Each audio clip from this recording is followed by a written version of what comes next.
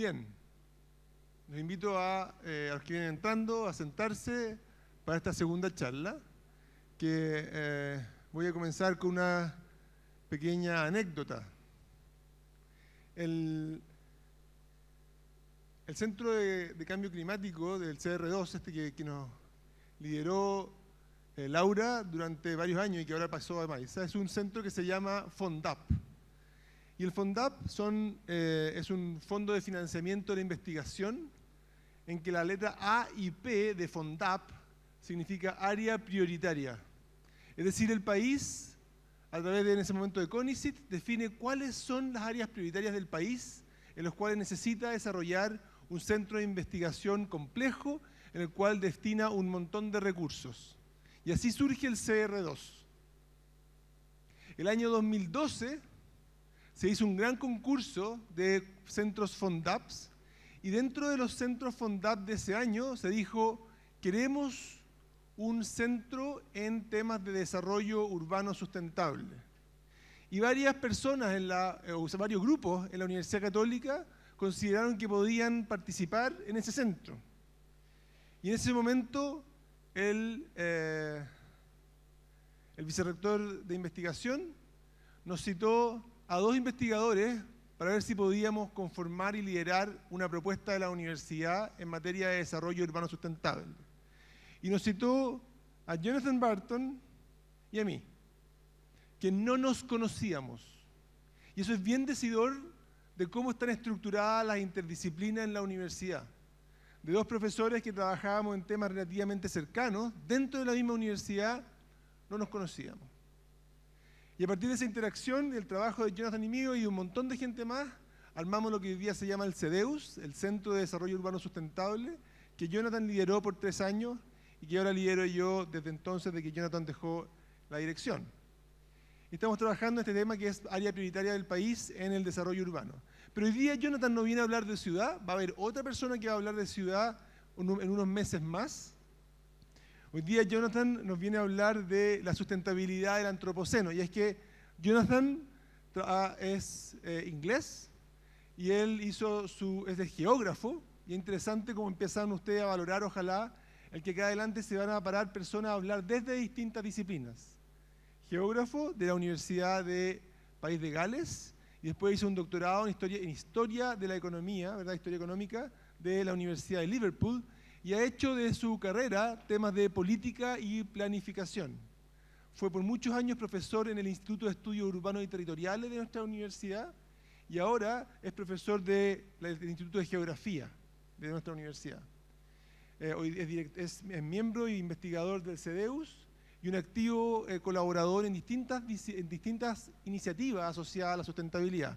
Es una alegría tener a Jonathan ahora en esta panel de charlas. Un aplauso para él. Muchas gracias, Juan. Gracias. Bueno, buenas tardes. Buenas tardes, son las 5 de la tarde, entiendo. Pero quiero transmitir unos mensajes. Están empezando un curso sobre sustentabilidad. Todos sabemos lo que es sustentabilidad, pero a veces no sabemos. Es un desafío permanente porque el concepto va cambiando, los temas van cambiando, es algo en movimiento. Y yo quiero empezar con esa idea de que la discusión sobre la sustentabilidad y el desarrollo sustentable surgen de esa idea del antropoceno.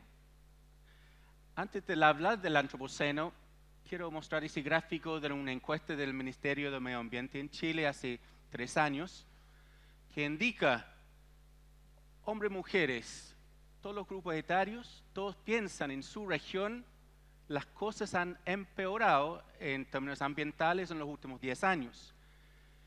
Y yo diría que no solamente en Chile tenemos esas percepciones, es mundial, y por esa misma razón la ONU, con la participación de 200 países, trabajan y está motivado por los principios del desarrollo sustentable y la sustentabilidad.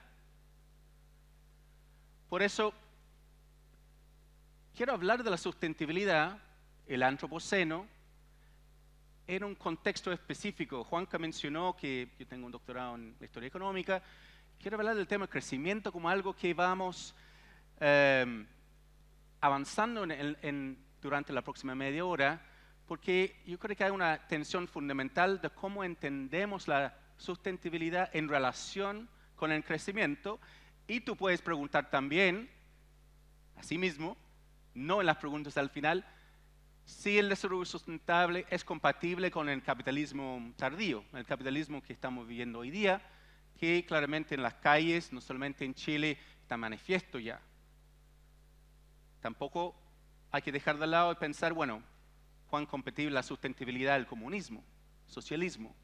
Por eso tengo 3 temas que ir trabajando con ese tema del crecimiento y la sustentabilidad. Uno, que es el antropoceno, qué es la sustentabilidad del desarrollo sustentable y qué es la economía. De raíz en esa discusión tenemos la discusión sobre economía política. Economía política es una forma de ver el mundo muy antiguo, cómo nos organizamos como sociedad, cómo producimos, cómo consumimos, cómo distribuimos los beneficios en la sociedad. Es algo fundamental, es filosófico, político, económico y trasciende todas las disciplinas. No es una disciplina en sí, diré yo. El antropoceno. Ese nombre antropoceno fue lanzado por un químico, Paul Crutzen, un holandés, trabajando desde las ciencias básicas para tratar de describir lo que estamos viviendo los últimos 200 años. Pero él no fue el originario del concepto. Él lo había agarrado de un italiano trabajando fines del siglo XVIII, Stoppani,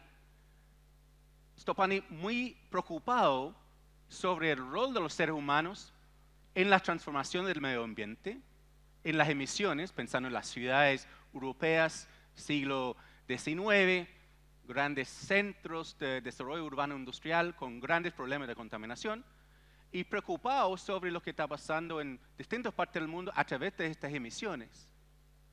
Y la idea de Crutzen es que estamos viviendo desde hace 200 años un nuevo periodo geológico donde los seres humanos, nosotros mismos, estamos cambiando el planeta en forma directa.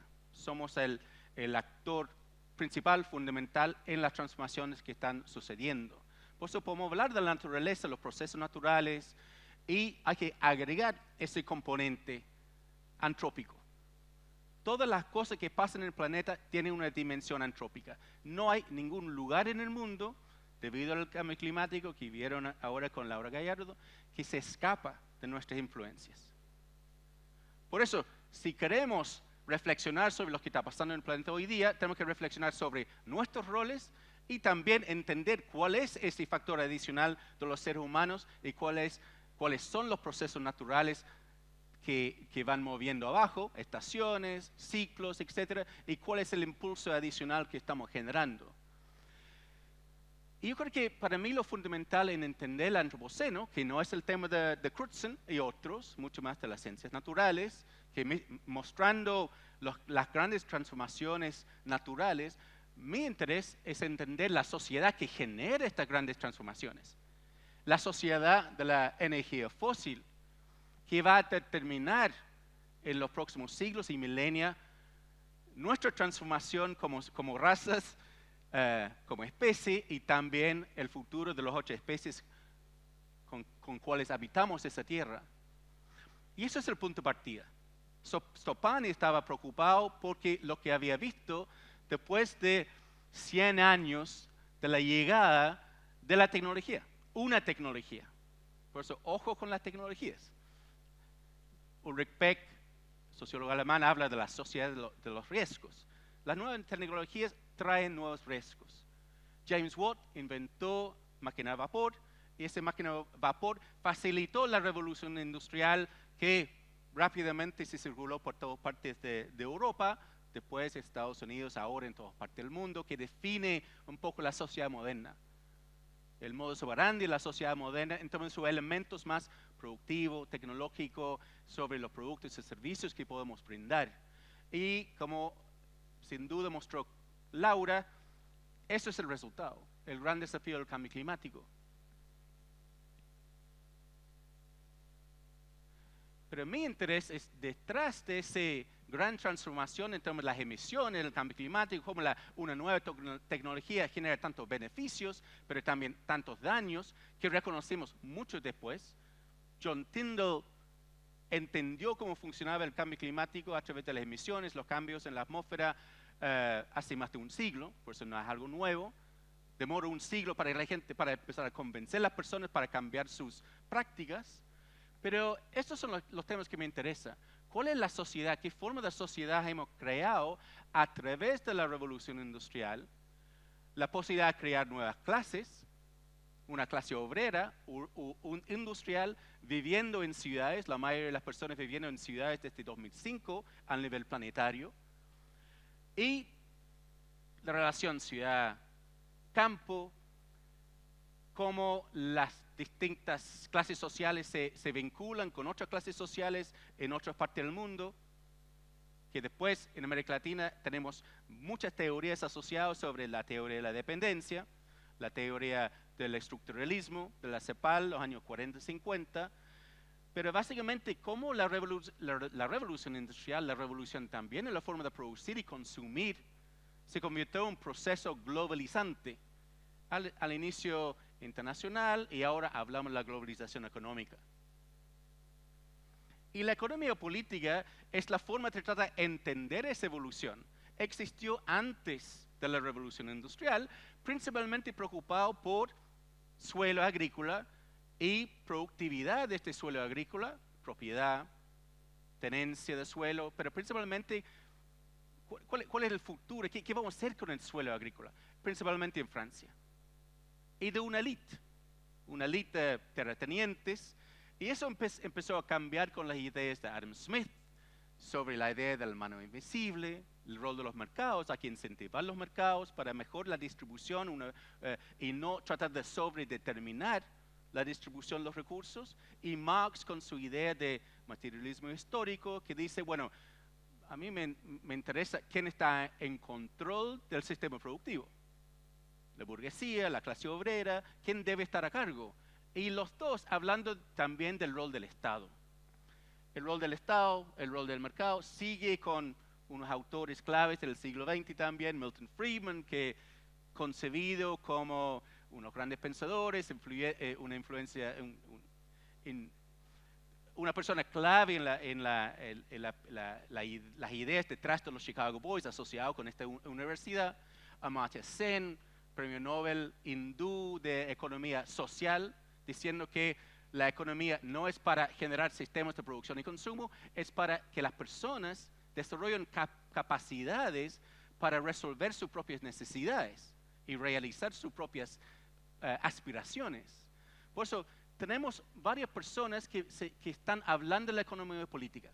¿Por qué producimos y consumimos? ¿Y cuál es el fin de esto? ¿Y cómo nos organizamos en términos de sociedad a través de mercados, a través del Estado? Pero gran parte de estos pensadores en la economía política se quedan fijados en capital. Sin capital no puede ser nada, por eso nos vamos a concentrar todos nuestros esfuerzos en la generación y distribución, inversión de capital, y terminamos hoy día con una gran discusión sobre, bueno, dónde va el capital, qué pasa en momentos de crisis. Hoy en día, por ejemplo, cuánto estamos invirtiendo en salud y cuánto estamos invirtiendo en un poco amortiguar los mercados afectados, pensando en Gran Bretaña, tuvo su peor caída desde el año 87, hoy día, no estamos hablando del 2008, la gran crisis internacional para Inglaterra, Gran Bretaña, los mercados fue el peor desde el año 87, y cómo dirigimos recursos. Por eso aquí tenemos una clara desarrollo durante el siglo XX de los mercados, los actores asociados de capital, y la importancia de estos actores en distribuir fondos en forma más libre, sin demasiada intervención del Estado, y estos otros temas quedan un poco al margen. Estos otros temas considerados como, bueno, responsabilidad del Estado, o estados globales a través de la ONU. Y la ONU después tiene que ir a pedir recursos a los mercados, a los financistas. Por eso cuando tenemos la gran crisis económica que no hemos salido de la crisis de 2008, el subprime crisis asociado con la vivienda en Estados Unidos al inicio, la ONU estimaba que necesitaba 30 billones de dólares para resolver temas de falta de nutrición a nivel global. No había fondos. Siempre hemos pedido a los estados entregar 0,6, 0,7% de su PIB al desarrollo internacional para financiar la ONU y otras agencias. Pero cuando empezó la crisis, rápidamente el Estado empieza a reembolsar a los privados para las pérdidas a un monto de 17 trillones al nivel mundial en un año. Por eso cuando hablamos de a dónde estamos invirtiendo, cuál es el rol del Estado en el mercado, hay experiencias muy interesantes de cómo estamos destruyendo los recursos que existen. Otro tema importante, más allá del rol principal de las finanzas y capital en las decisiones, también cómo influye en la política a través de financiamiento de campaña, etcétera, es cómo medimos la economía política, cómo medimos producción, distribución y consumo. Es el PIB. Todos sabemos que los países tienen PIB, tienen regiones, cuál es el PIB, y es una forma muy sencilla, muy reduccionista de entender la economía de un país. ¿Y qué es el PIB? Es el valor de bienes y servicios producidos. Y la pregunta que yo tengo es, ok, el PIB puede ser un indicador interesante, pero ¿qué pasa? ¿Cómo vamos a evaluar equidad? Bueno, PIB por cápita. Pero si yo tengo una persona como el sultán de Brunei y el resto de la población de Brunei, parece fantástico, porque vamos a dividir todo por la población sin entender que el sultán tiene 70, 80% de esa riqueza. ¿Cuáles son las externalidades de esta producción y servicios? Estamos calculando. Cambio climático es el fracaso de la posibilidad de valorar o valorizar las emisiones de carbono durante 2 siglos. Por eso tenemos un problema de cómo estamos midiendo ese valor y todas las externalidades, las otras cosas que surgen intencionado o no intencionado asociado con esa producción de bienes y servicios. ¿Y cuáles son los valores asociados con esa producción? ¿Qué tipo de bienes y servicios percibimos como positivos? ¿Cuáles son los bienes y servicios que percibimos como más negativos? ¿Está bien tener una economía basada en un Estado militar? ¿Eso es la meta?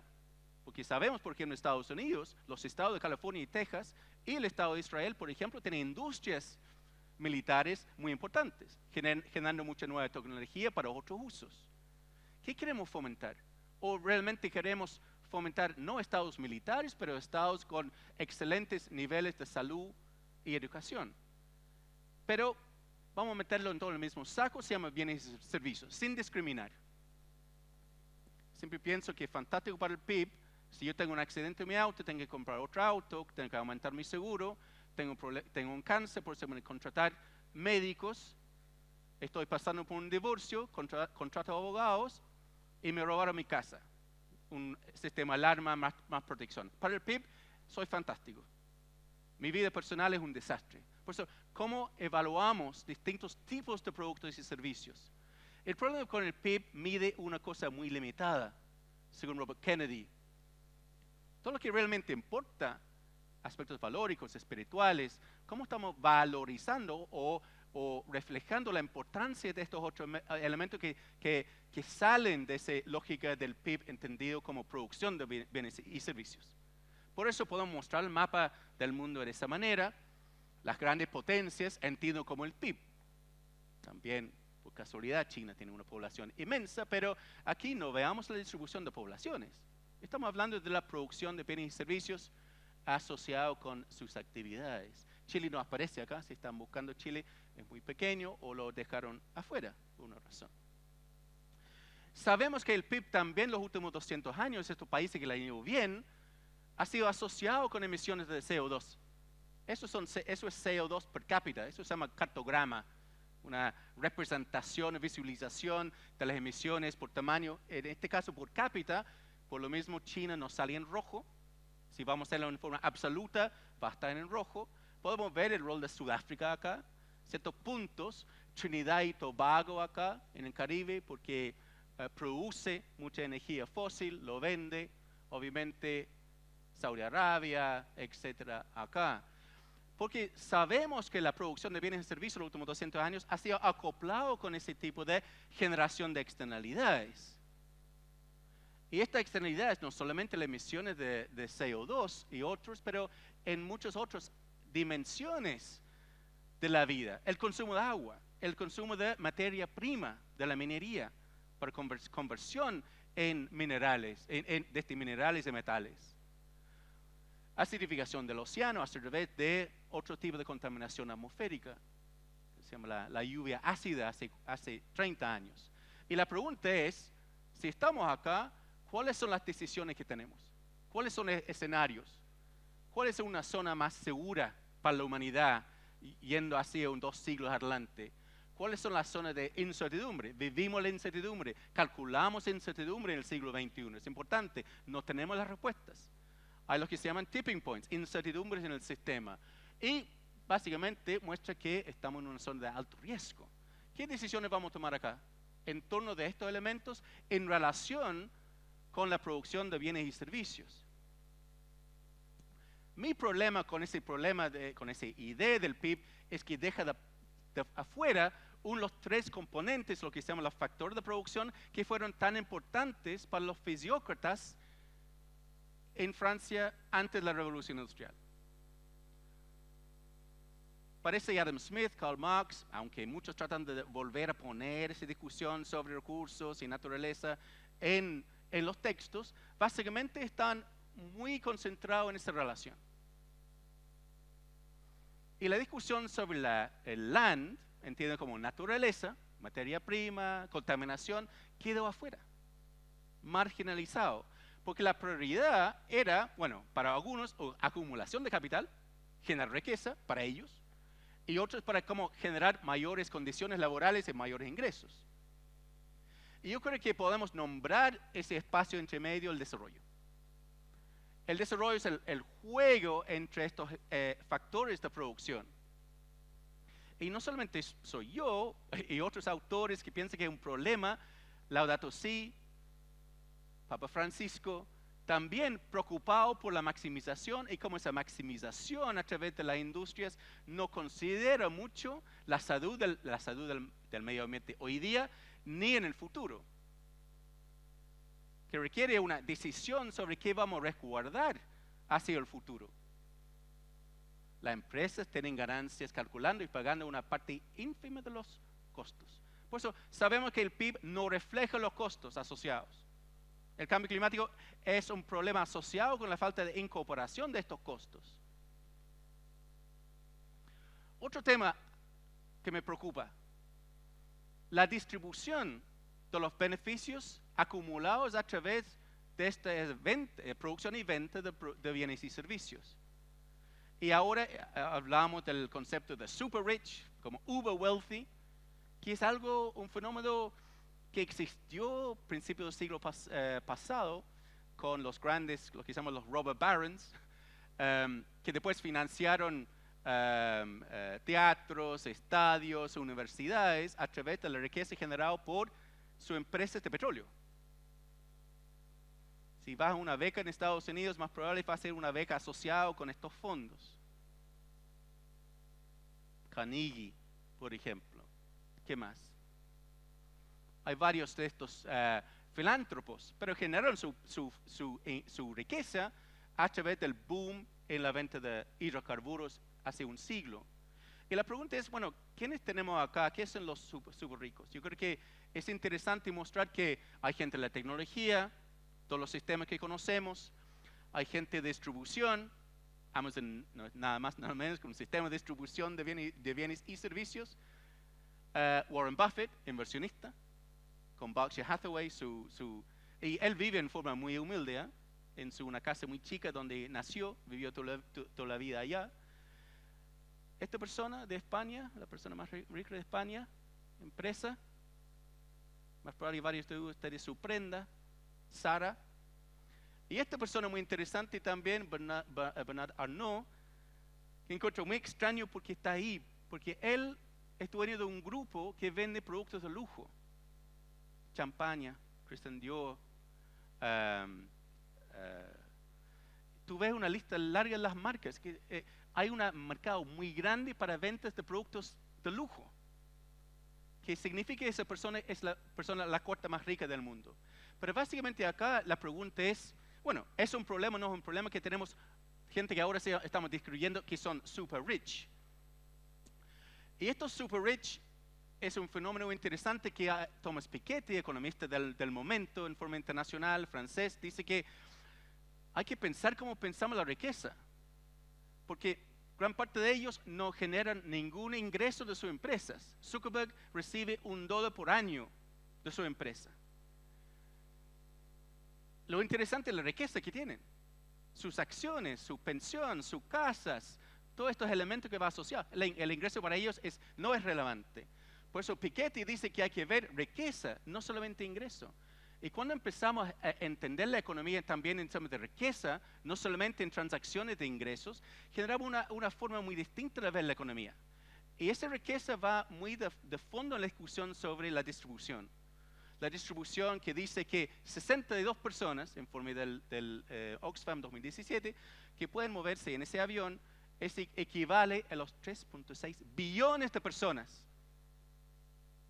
Por eso tenemos un gran problema que en los últimos 200 años también el sistema de la economía política, así que es dominante, ha alcanzado a generar una elite, uber rich, y los otros tal vez no tan pobres, no están muriendo como antes, pero mantiene una situación de vulnerabilidad frente a desastres, vulnerabilidad laboral, sin empleo y frente a las enfermedades que arrasan con poblaciones en África en forma continua, incluyen la hambruna. La hambruna ha desaparecido, vuelve. Por eso hay una gran concentración y solamente, por ejemplo, en términos de género. ¿Cuántas mujeres vieron esa lista de los más ricos? Por eso, ¿cuánto es suficiente en esto? Tenemos PIB, pero el PIB no distingue, por ejemplo, el tipo de consumo. Y eso va de fondo en la sustentabilidad. ¿Qué patrones, qué modos de consumo queremos promover? Porque no consumimos solamente por necesidades. Tenemos nuestras preferencias. Tenemos 20 tipos de helado. Todas las prendas que podemos elegir cuando vamos de shopping. Y los deseos. Yo aspiro a tener 10 casas. ¿Y por qué no? Porque un actor famoso, una persona con riqueza, tiene casas en distintos continentes. ¿Y por qué no? Y el tema acá no consumimos todos por necesidad. Consumimos para compartir. Veblen dice, el consumo conspicuo. Tenemos que mostrarnos, tenemos que competir entre nosotros. Tenemos que mostrar estatus a través de nuestro consumo. Estas personas de alta riqueza compiten entre ellos y desde 2010 están compitiendo entre ellos para donar a través de algo que se llama The Pledge, donar su riqueza.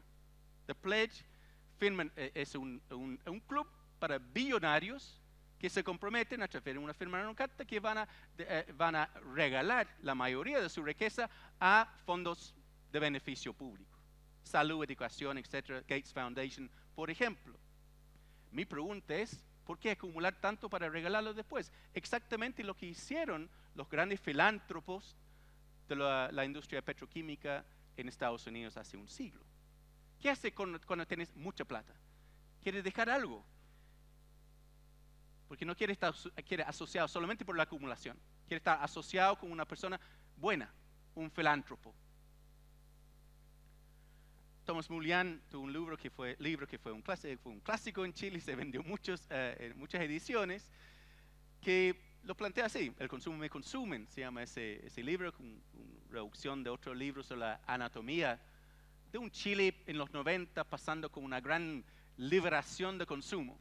Como Chile identificándose, recuperando la democracia a través de su consumo, algo muy importante. Y dice que cómo el consumo va reemplazando otros elementos, otros valores, otras dimensiones de nuestras vidas. ¿Por qué consumimos? Es la pregunta de Mullian. ¿Para llenar qué espacio? Otro elemento que yo tengo un problema con el PIB, no solamente el tema de inequidad, no solamente la falta de incorporación de la naturaleza, pero esa idea de las externalidades, que ahora que lo medimos a través de lo que se llama la huella ecológica, gran parte de la huella ecológica siempre es la huella de carbono, porque estamos en ese sistema del antropoceno definido principalmente por el consumo de energía fósil. Y algo interesante de la huella de carbono al nivel, de huella ecológica a nivel global, es que cuando uno ve los últimos 10 años el crecimiento de todos los países ha ido bajando, en particular la decisión en China de crecer menos rápido, desde 10 a 7%. Estaban funcionando desde 2000 como una máquina y decidieron reducir su PIB como una decisión del partido. Eso explica ese descenso por acá. Estos son los países desarrollados, supuestamente. ¿Y por qué no? Hay un problema acá. Los países que crecen más son los países de economías en desarrollo, los mercados emergentes, y no los países con los cuales asociamos con el desarrollo convencional, los altamente desarrollados, dirían ellos. Lo que pasa acá es dónde está la producción y dónde está la huella. Mientras los países de alto consumo, desarrollados, han bajado su huella, constituido por minerales, combustibles fósiles, biomasa, y ha ido aumentando los países en desarrollo. Porque ¿dónde producimos productos hoy en día? Chile produce poco. Está manufacturado los bienes en China, en otros países. Por eso hay una globalización de las externalidades. ¿Dónde está el impacto? El impacto de la extracción de cobre, por ejemplo. Acuicultura, forestal, todos los elementos que conocemos acá. Y mi problema en esa primera parte es decir, bueno, el problema con los metas de desarrollo sustentable es que dice que necesitamos más crecimiento. No nos dice qué tipo de crecimiento. Están hablando del PIB. Y sabemos que a nivel global, nuestro gran problema es que el PIB no es una buena forma de medir las metas que queremos generar. Por eso hay que revisar muy bien las metas de desarrollo sustentable y criticarlo. ¿Por qué no? ¿Por qué queda algo de crecimiento del PIB tan poco cuestionado? La sostenibilidad del desarrollo sustentable. Para mí, y me interesa en el desarrollo sustentable, es porque deja atrás ese modelo que ha predominado 200 años. Estamos en un momento de inflexión, de cambio profundo en cómo producimos, consumimos, distribuimos, pero también los valores que están detrás de esa lógica de producción y consumo. Tenemos una buena definición en la ley en Chile sobre el medio ambiente. Lo que me gusta de esa definición es que incluye lo sociocultural. Medio ambiente entendido como nosotros con la naturaleza y entre nosotros y otras especies. Es una muy buena definición para entender el medio ambiente, para entender las relaciones que queremos entender mejor, para ver qué vamos a hacer en términos de la sustentabilidad entre estas distintas dimensiones. Y prefiero en este momento pedir a ustedes que dejen de lado los triángulos, los círculos tradicionales del pensamiento sobre sustentabilidad y desarrollo sustentable, porque cuando Ed Babier o Mohan Munasinghe lo crearon, fue para entender el rol de la economía con la sociedad y la naturaleza. Eso fue el propósito de este diagrama y después lo utilizamos todos. Mi problema con esto es que da igual equivalencia o importancia a la economía que la sociedad y la naturaleza, cuando sabemos que realmente la vida es una totalidad indivisible y cuando lo extendemos el chicle, la economía es la forma en la cual traducimos elementos entre la sociedad y la naturaleza. Sacamos beneficios de la naturaleza, entregamos desechos de la naturaleza, cómo tratamos otras especies, cómo tratamos de convivir con otras especies. Y terminamos con esa definición de Brundtland, que es la definición principal, más conocido. Yo no tengo ningún problema con esa definición. Hay 200, 300, 400 más. Había 150 hace 30 años. Por eso ahora es difícil calcular cuántas definiciones. Es suficiente. Y no habla de algo verde. Habla de personas y habla de necesidades y capacidades. Por eso trasciende una lógica solamente verde, externa, objetivizada la naturaleza. Se trata de nosotros, entre nosotros, con la naturaleza, en algo mucho más complejo y una totalidad indivisible. Y lo adaptaron, no sé por qué no lo tomaron exactamente, pero en la ley 94 lo integraron y pensaron, pucha, no podemos copiarlo, es cut and paste, por eso agregaron un par de palabras distintas. Pero la esencia es la misma. Tenemos principios sobre desarrollo, por eso personalmente me gusta hablar de desarrollo. Hay mucha gente en las ciencias sociales que desechan el desarrollo. Y el hecho de que hablamos de desarrollo sustentable lo desechan también, diciendo que el desarrollo es un concepto que surge en forma occidental, moderna, industrial, capitalista, en los años 40 después de la Segunda Guerra. En los años 60 tenemos lo que se llama la década del desarrollo. Y ese surge porque en el año 49, Harry Truman, en su discurso inaugural en Estados Unidos, dice que, ahora 49, Estados Unidos con todos los recursos, todo el poder, sin oposición casi, vamos a extendernos por todas partes del mundo para básicamente oponernos al auge del comunismo en distintas partes del mundo. Por eso iba a generar asistencia técnica en África, en India, en América Latina, para un poco amortiguar la posibilidad de una expansión del comunismo, pero también para ver oportunidades comerciales en estos países. Pero el área del derecho, el desarrollo encuentro es importante.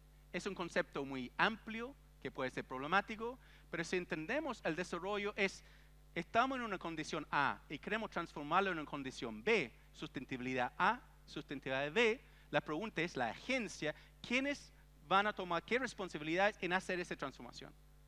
Sustentabilidad A, cambio climático hoy en día. Desafío para el COP, las reuniones COP, otros actores globales, sector privado, sector público, ONG, nosotros, ¿cómo vamos a hacer esa transformación? Las reuniones COP muestran que ese proceso de transformación es lo que nos complica. No solamente la lectura de lo que está pasando, normalmente una degradación, pero realmente el proceso de transformación. Y aquí la parte integrada. No podemos desarrollar una parte. No podemos sustituir elementos en ese desarrollo. No podemos transformar toda la naturaleza en capital financiero o en capital humano, educación. Por si necesitamos todos en un equilibrio. Por eso la tercera parte. El tema es cómo tomamos o desarrollamos una nueva economía política que es apto para los tiempos en los cuales estamos viviendo. No tenemos que estar amarrados con el comunismo, el capitalismo, el socialismo, distintas formas de vivir. Tenemos un campo abierto para aceptar, por ejemplo, diversidad. Eso es lo que dicen los postdesarrollistas, como Arturo Escobar, Esteva, Wolfgang Sachs. Podemos tener una multiplicidad de distintos desarrollos. ¿Por qué necesitamos uno predominante? ¿Por qué hay una competencia capitalismo-comunismo o en día neoliberalismo sobre otras formas de desarrollo? Podemos pensar en múltiples formas de generar desarrollo fijado, identificado por los grupos en los cuales es relevante para ellos. No un modelo, múltiples modelos que dialogan de cierta forma. Por eso la economía política para mí tiene que empezar a desechar o replantear lo que entendemos por crecimiento. Yo diría que para la mayoría de las personas en el mundo el crecimiento es eso. Esto se llama la teoría de la modernización de Walt Rostow, escrito en los años 60, pero un subtítulo de ese libro sobre la modernización que fue importante en el gobierno de Estados Unidos en esa época, 50, 60, 70, dice, es un manifiesto contra el comunismo. Es un planteamiento contra el comunismo. Y la idea que todas las sociedades son premodernas y terminan siendo sociedades de consumo masivo. Fantástico. Estamos todo bien, listo, pero ¿qué pasa con las externalidades? ¿Cuáles son los valores que manejan eso? La crítica de Mullian frente a ese tipo de lógica. Soy porque consumo y no diferencio lo que consumo tampoco. Todo es bueno. Porque genera PIB. Por eso yo creo que en los últimos 75 años tenemos múltiples ideas que van flotando, algunos más fuertes que otros, pero hasta que pensamos el rol del Estado mercado como un eje fundamental en esa discusión sobre economía política. Y uno piensa que, bueno, el comunismo ya pasó. No, el comunismo no pasó. El comunismo se adaptó y el comunismo tuvo las mejores cifras del PIB desde 2000. Si tú quieres PIB, ese modelo de comunismo adaptado, flexible, con distintos modelos funcionando en conjunto, parece que es mucho más eficiente. ¿Por qué queda amarrado con el neoliberalismo que no ha sido tan fuerte los últimos 75 años como las grandes décadas del desarrollismo en América Latina, por ejemplo, en los 60, 70? La industrialización de México, la industrialización de Brasil, por ejemplo. Y el otro lado, lamentablemente, la economía política, hablando entre sí sobre capital, fuerza laboral, inversión. Aquí tenemos otro diálogo que sucede entre cuán social, cuán natural, con un montón de distintas formas de pensar. A través del mercado, solamente a unos ajustes institucionales, más regulación, más eficiente, que hay límites. Un informe del año 72 y 92, más allá de los límites, mostrando todos los elementos, tratando de entender el planeta y cómo funcionan todos los elementos de adentro, población, con recursos, con agua, etc. Hasta ecología profunda. Arnes, filósofo noruego, diciendo que casi volver a la naturaleza, salir de las ciudades. La idea de Schumacher también en los 70, small is beautiful, que genera una reacción de otro autor que dice small is stupid, vivimos en ciudades, o ecología social, que es un planteamiento anarquista de Murray Bookchin, y yo creo que si tú vas leyendo lo de Murray Bookchin al lado de Laudato Si, no asociado con un anarquista, tú vas a encontrar más similitudes en esa relación que en cualquiera de los otros. Por eso, la nueva economía política que tenemos que ir refundando o creando implica discusión sobre roles, aspectos tradicionales, y cuando hablamos de land, implica entender cómo vamos a resolver esas diferencias entre nosotros sobre la relación con la naturaleza. Si la naturaleza se puede llamar un recurso, o en forma de interespecie, no tenemos ninguna jerarquía sobre la naturaleza, otras especies, hay paridad. Y unas ideas que nos complican en resolver eso que hay que resolver. No podemos seguir pensando en estos elementos. Uno es un mito tremendo, se llama la curva Kuznets ambiental, que dice, mirando a Estados Unidos con un contaminante en particular, dióxido de azufre, asociado con industrias, la combustión, mostraba que, mira, los países de alto desarrollo, Holanda, Alemania, Estados Unidos, claro que tuvieron mucha contaminación cuando iniciaron su proceso de industrialización y desarrollo. Pero después llegaron a un punto de inflexión, empezaron a bajar su contaminación. Por eso es degradación ambiental, esos son ingresos. Por eso, si todos los países rápidamente avanzan en su economía, resuelven los temas ambientales y sociales. Eso es el mensaje. Eso es un mito. ¿Por qué Estados Unidos, Alemania, etcétera, les fue muy bien? Porque había una internalización de la producción. La contaminación quedó en otras partes del mundo. Pero ellos no lo calcularon porque hicieron estos cálculos basados en lógicas nacionales. La idea de medir cosas en forma nacional, como el PIB, es absurdo hoy en día. Pensando en dónde está la riqueza de estas mismas empresas. O, por ejemplo, la empresa Intel, no sé si ha ido de Costa Rica todavía, cambia totalmente la economía de Costa Rica. Una empresa.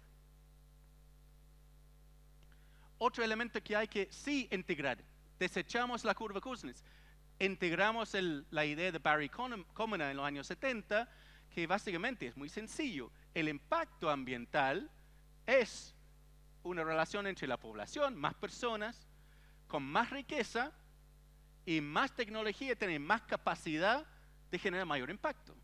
Por eso, si queremos sacar, forma de la ONU, sacar gente de la pobreza en China, en India, en Indonesia, y que viven a un estándar de vida, queremos aumentar su afluencia.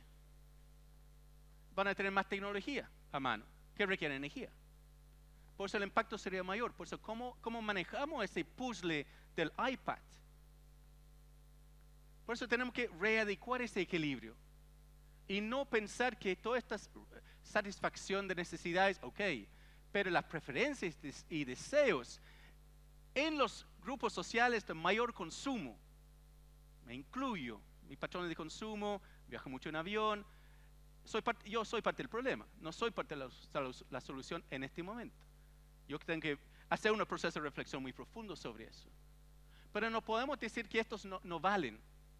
No lo vamos a integrar en la discusión sobre cómo calculamos el PIB, por ejemplo. Tenemos que llegar al tercer punto, más allá del Kuznets y el iPad, llegar a ese cuadrante. Para mucho tiempo la teoría de la modernización dijo que la huella ecológica sube, pero vamos aumentando el índice de desarrollo humano, educación, salud, cifras mejorando y Estados Unidos está acá. El mensaje para todos los otros países también promovido a través de Estados Unidos y sus actividades internacionales, política internacional, a través del PIB, a través del Banco Mundial, Fondo Monetario, es que el mensaje, todos los países tienen que llegar ahí. Si todos los países llegan ahí, ¿qué planeta tenemos? Es la pregunta. El desafío es llegar acá. Por eso es un desafío para estos países en África, llegar acá, pero el desafío para estos países es cómo desacoplan su consumo del planeta, pero generando un buen nivel de bienestar de la población. Por eso hay distintos desafíos, pero ellos no pueden decir que ya llegamos. Tenemos un gran problema hoy en día de alto consumo. Alto consumo entendido, el consumo que está principalmente generando el cambio climático, que es producto del desarrollo urbano e industrial de los últimos 200 años. Cuarto punto, hay que cambiar cómo pensamos en la economía. La economía no es lineal. No podemos pensar que el crecimiento sigue, el PIB sigue, y vamos a crecer en forma de 7% a la eternidad. Tenemos que reconocer que hay puntos de inflexión, hay límites. Si realmente queremos calcular cuánto vale remediar el cambio climático, los daños ya generados y los que se van a generar los próximos 100 años, ese monto de trillones ni está incorporado en los cálculos que estamos trabajando en el COP, por ejemplo. Por eso, no es una línea sin fin. Hay equilibrios, hay puntos de inflexión. Pensando en la panarquía de Gunderson y Holling, los sistemas son circulares. Hablamos de la economía circular. Hay que romper esa lógica que ya, más y más y más crecimiento hasta alguien que dice que, bueno, ¿qué pasa con las externalidades que están creciendo también? Tenemos la economía circular, la ONU está promoviéndolo. Estas ideas, lo que se llama la economía verde, yo tengo muchos reparos contra esa lógica que es muy de la mano del PIB, como limpiarnos el PIB un poco, es otra de las metas que tenemos. Tuvimos una década de educación para el desarrollo sustentable, ahora estamos en la década de producción y consumo responsable o sustentable. Chile tiene una política al respecto. Supongo que estamos todos informados, han visto todas las iniciativas. Y esa década termina en 2022. Ya hemos tenido, ¿cuánto? 8 años de una política y yo creo que nadie sabe de esa política en esta sala. Por eso, el fin del crecimiento. Yo creo que sí. ¿Y qué entendemos por crecimiento? Podemos hablar de crecimiento, pero entenderlo de otra forma. ¿Qué queremos generar como sociedad? ¿Cuáles son los valores, los fines? No el medio. La producción de bienes y servicios en forma indiscriminada no puede ser la meta de un proceso de desarrollo nacional y global. Hay que crecer en áreas que no son las áreas creadas por la industria del marketing internacional. Creando todas las instancias a través del Instagram, voy a agregarlo, que genere estos deseos, ese consumo conspicuo. Estoy pensando siempre en las mochilas, cambian cada 2 años. Mi hija tiene uno, y yo iba a decir, ¿cuántos tiene esa mochila? Hace 2 o 3 años fue otra mochila. Generado por Instagram, generado por ciertas demandas, creamos demandas. Y la pregunta es si estas demandas son las más importantes. Seguimos. No puede haber un desarrollo que no incorpore la naturaleza. No podemos tener escuelas de economía, escuelas de ciencia política, donde ese tema es marginal.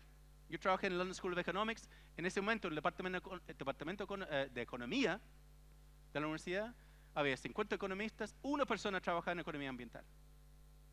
Por eso, uno de los factores de producción, 1 persona se encarga. Y es lo más complejo, porque hay que hablar con biólogos, ecólogos.